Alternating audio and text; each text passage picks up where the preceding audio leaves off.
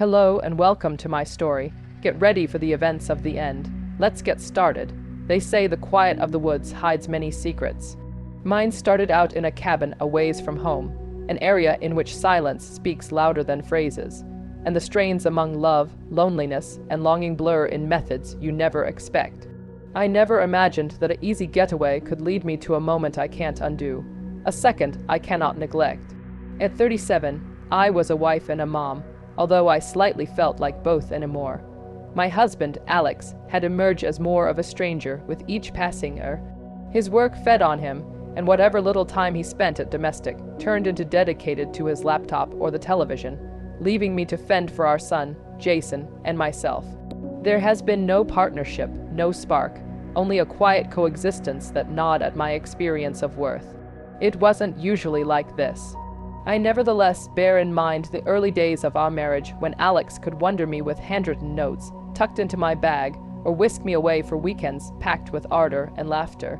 Those recollections felt like relics of some other existence, buried under the load of responsibility and overlook. I had attempted, oh, how I would attempted, to reignite what we as soon as had. Candle-lit dinners, new lingerie, heartfelt conversations, all met with polite disinterest or distracted responses. Over the years, I stopped trying. What turned into the point of attaining out while the person you loved seemed to this point away? Whilst Alex cautioned that I'd take Jason to the circle of relatives' cabin for the weekend, I wasn't amazed. "It is going to be desirable for you too," he said, his eyes not even leaving his smartphone. "You haven't spent plenty time collectively recently." He even promised he'd be part of us later. However, deep down, I knew he wouldn't. He'd find some excuse, a few pressing deadline that demanded his interest. Would not every girl realize that feeling, that whole, aching loneliness whilst you recognize you are greater of an afterthought than a priority? Still, I agreed. Maybe I used to be too tired to argue, or perhaps, just perhaps, part of me was hoping I would find something I'd lost, even supposing I did not but understand what that changed into. The times leading up to the trip were uneventful, but the quiet anticipation within the air felt heavier than traditional. Jason had grown distant in current years. At 17, he was no longer the boy who used to climb into my mattress after a bad dream or beg me to watch his favorite cartoons with him. He becoming a man with broader shoulders, a deeper voice, and a quiet confidence that once in a while unsettled me. I had attempted to bridge the space among us, asking about his pals, his school, even his hobbies. However, our conversations not often went beyond monosyllabic solutions. Friday afternoon got here quick. As we loaded the car, I observed how self-sufficient Jason had ended up. He moved with a motive, lifting the heavy luggage effortlessly and securing them within the trunk with no need my assist. It became a far cry from the clumsy teen who used to journey over his very own FD, even as carrying groceries. I couldn't help but sense a pang of satisfaction, blended with an unstated unhappiness, changed into this what motherhood changed into. Looking your child develop into someone you slightly diagnosed, the power to the cabin turned into uneventful, but full of an underlying tension I couldn't pretty name. I tried to make small speak, asking him about faculty, his pals, and his plans for the weekend. "So are you excited about the getaway? A spoil from school and all that?" I asked, glancing over at him. He shrugged, his eyes fixed on the road ahead. "Yeah, I wager. Just us." Something within the manner he stated it stuck me off protect. Was it curiosity? Leisure? I brushed it off, but his phrases lingered, weaving themselves into the fabric of my mind. As the familiar define of the cabin came into view, I felt a wave of nostalgia wash over me. This place had once been my sanctuary, a haven in which Alex and I'd escape at some point of the early years of our marriage. Returned then, the cabin were alive with laughter, with shared secrets and techniques whispered by way of the hearth, and nights that resulted in tangled sheets. But now it felt like a whole shell of its former self, similar to my dating with Alex. Jason's voice pulled me from my reverie. "You okay, Mom?" "Yeah," I said quick, forcing a grin. "Simply considering how lengthy it's been given that we have been right here." He nodded, his expression unreadable. "Yeah, it has been a while." As we stepped internal, the acquainted creak of the wood porch steps brought again a flood of memories. The air interior became cold, wearing the faint fragrance of pine and wooden smoke. Jason commenced unloading the car without being requested, his actions planned and green. I watched him, noticing the way he carried himself now, taller, extra assured. He wasn't the little boy I remembered, and the conclusion hit me like a jolt. Later that nighttime, we sat by the hearth, the flickering flames casting dancing shadows at the walls. I poured myself a glass of wine, the rich velvety red, warming me from the inside. "Do you want some?" I requested, half of joking, knowing he'd decline. To my marvel, he hesitated before shaking his head. "No, I'm suitable." His eyes lingered on me for a moment longer than I expected. There was something in his gaze, something I could not quite location. Changed into it admiration, curiosity. I shifted in my seat, all of a sudden privy to how quiet the cabin had become. The crackling fireplace became the handiest sound among us. "You've grown up a lot," I said softly, almost to myself. He smiled, his eyes no longer leaving mine. "Yeah, I wager I've, and also you. You don't seem like most mothers, you understand." The remark took me through surprise. I felt my cheeks flush, and that eye laughed nervously. "What's that intended to intend?" He shrugged, his expression unreadable. "Simply which you appearance specific, more youthful." I failed to know how to reply. Turned into he looking to flatter me, or become it something else completely. That night, as I lay in mattress, the cabin's silence seemed louder than ever. My thoughts swirled, replaying our communique again and again. Became I imagining things, or became there something shifting between us? I stared on the wood beams above me, their rough edges softened by using the dim glow of the moonlight filtering through the window. The memories of the beyond and the uncertainty of the present collided in my mind, leaving me restless and uneasy. Do you ever discover yourself questioning everything you knew approximately someone? Questioning if you've been blind to something that has been proper in the front of you all alongside? As I drifted into a fitful sleep, I couldn't shake the sensation that this weekend could change the entirety. The hearth was dimming, the remaining logs almost spent. I stepped out into the biting bloodless to fetch greater wooden. The weight of the logs dug into my arms as I hauled them returned internal, the icy air nipping at my cheeks. The timber became heavy, and after hauling it into the cabin, my neck ached love it had in no way before. I stood there, rubbing the sore spot, feeling the strain of loneliness in each muscle. "Mother, you look like you're in ache." "Let me assist," Jason stated, his voice carrying that new, deeper tone. It became ordinary how quick he had grown, how he had turned out to be this man's status before me, imparting his fingers in a cabin in which we were the only two souls for miles round. I nodded, not trusting my voice. I sat down at the vintage creaky sofa and became my lower back to him, lifting my hair so he ought to attain my neck. His contact became gentle at the beginning, his arms working out the knots with a care that made my coronary heart pain for what became missing in my lifestyles.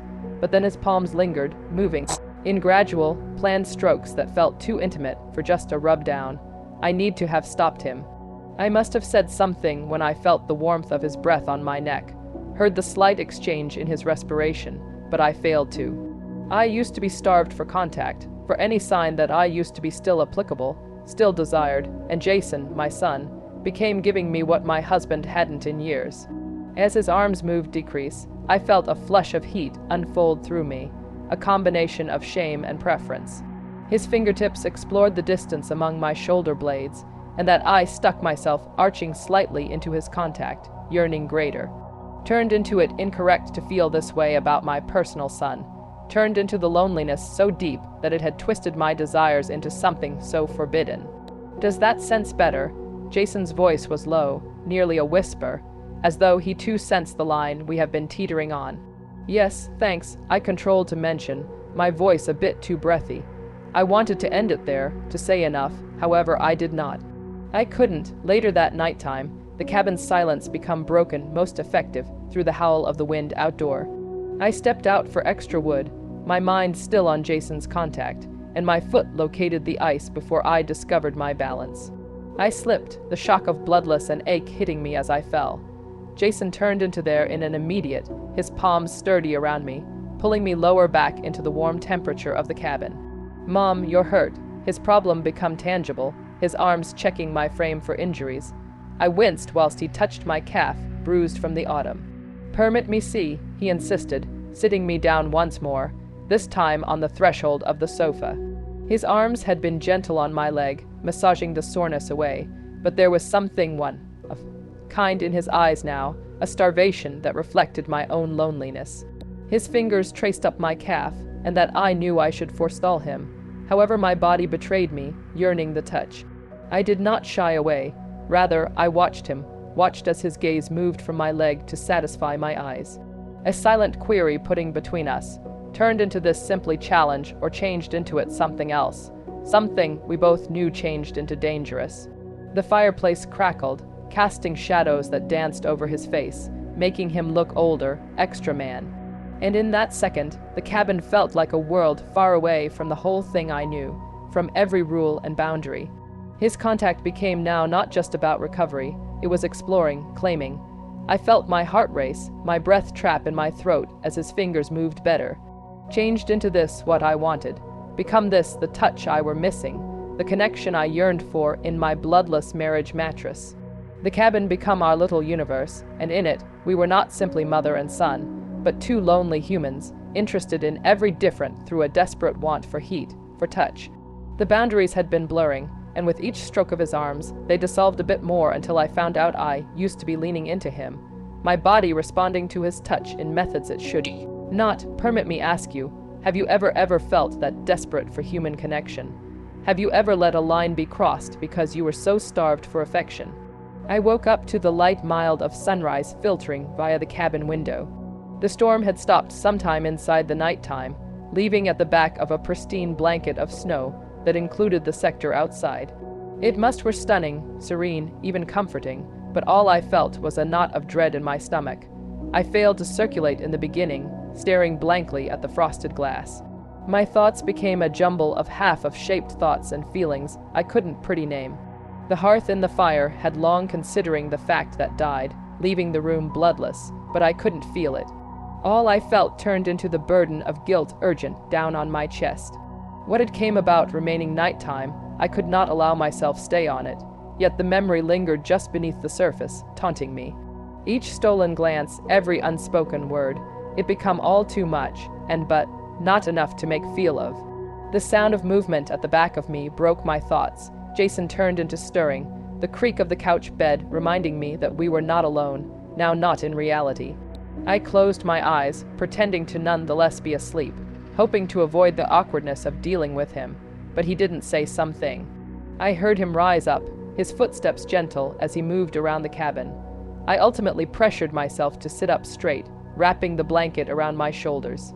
When I glanced over, he was with the aid of the counter, pulling out a skillet and some eggs. "Morning," I stated, my voice hoarse.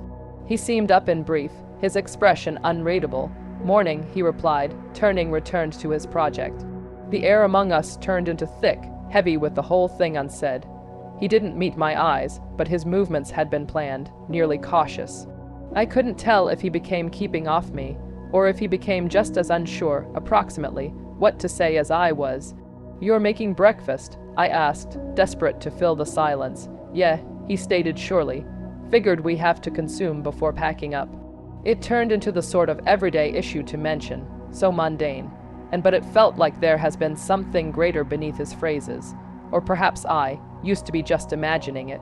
I watched him for a moment, the way his fingers moved as he cracked the eggs, whisking them with a precision that regarded at odds with the tension in the room. There was something one of a kind approximately him this morning, something quieter, greater limited. "Do you need any assist?" I requested. He shook his head. "I've got it." We ate in close to silence, the only sound, the occasional clink of forks against plates. I attempted to preserve my eyes on my meals, however, I could feel him looking me, his gaze heavy and thinking. "Jason," I began, however, I failed to know how to complete the sentence. What could I probably say? He didn't solution, just gave me a small, almost imperceptible nod before searching away. After breakfast, we started packing. Jason carried the heavier baggage to the automobile, his moves green and deliberate. I stayed inner, tidying up and trying to consistent my racing mind. What become I purported to do when Alex came back? How became I purported to act normal, while the entirety inside me felt something but? Alex arrived past due within the afternoon. his cheerful voice breaking via the quiet of the cabin. "Looks as if the storm did not keep you too stranded," he said, stomping the snow off his boots as he stepped inside. Barely I spoke back, forcing a grin. The snow became quite horrific closing night. He gave me a short kiss on the cheek, his typical warmth and attraction on complete show. However, it felt whole, like a mask I couldn't see beyond. "How changed into the cabin. You two live on without Wi-Fi," he joked, looking among Jason and me. Jason shrugged, his expression neutral. It became high quality, quiet. Alex didn't seem to note the anxiety in the room, or perhaps he become just too stuck up in his personal exhilaration to care. He started out unloading his things, chatting approximately the experience he'd just come back from, and the plans he had for the week in advance. I tried to cognizance on his phrases to ground myself in the familiarity of our existence collectively, but it changed into no use. I may want to sense Jason's eyes on me, looking, waiting. Every look felt like a question I didn't realize a way to solution. "Hiya, Jason," Alex stated, clapping a hand on his son's shoulder. "Thank you for supporting out your mother at the same time as I used to be long gone." "You are a good kid." Jason tensed underneath his father's contact, his jaw tightening ever so barely. "No hassle," he stated, his voice clipped. Alex didn't appear to word, however I did, and it made my chest ache in a manner I could not give an explanation for. That nighttime, as Alex slept soundly beside me, I lay wakeful staring at the ceiling.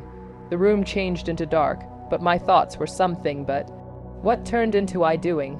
What had I allowed to appear? And more importantly, what turned into I going to do now? The answers did not come, and that I wasn't certain they ever would. Now as I look back, I desire I ought to say it became a one-time mistake that we left all of it in that cabin. However, the fact that we can change the whole lot, and I've been living with the results ever on account that. I need to know, have you ever felt trapped via your own goals? Have you ever looked at someone you shouldn't and questioned, what if? Your comments may want to help me apprehend if there may be a way out of this maze we've entered. Please like and subscribe for me to make more videos. Did you like our story?